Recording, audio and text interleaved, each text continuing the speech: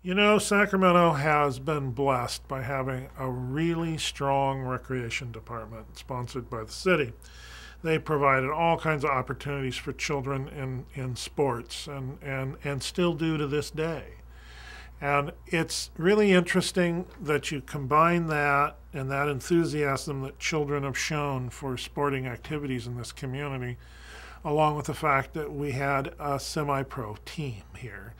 If you know that they were the Senators and then they became the Solons, but the Solons were an institution in this community. It was something that the community supported very much, maybe like we support the Kings now. Unfortunately for the management of the Solons, the attendance wasn't always there at a level that could make the thing profitable. But it wasn't for the lack of the children, because the children loved the game. In fact, they loved the game so much that they frequently would sneak over to the back fence and look through or find a way to climb over the back fence to sneak into the game. That didn't make management particularly happy. It really didn't make the schools very happy because kids were going truant to be able to do this.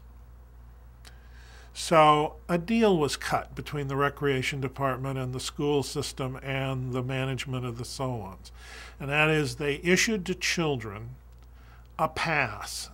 They became officially members of what was called the Knothole Gang, and they were allowed free admission to the upper levels of the grandstands after the third inning, which happened to correspond with school being out.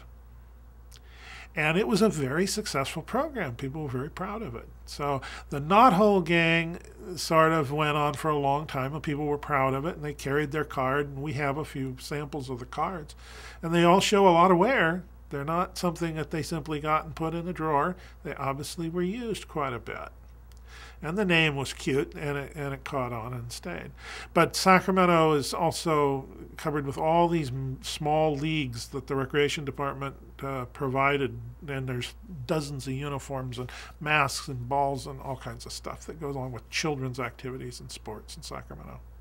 And here at the archives, you'll get a chance to look at many of those things, from everything from baseball masks to balls from the Solon games to the children's uniforms that were used in the leagues.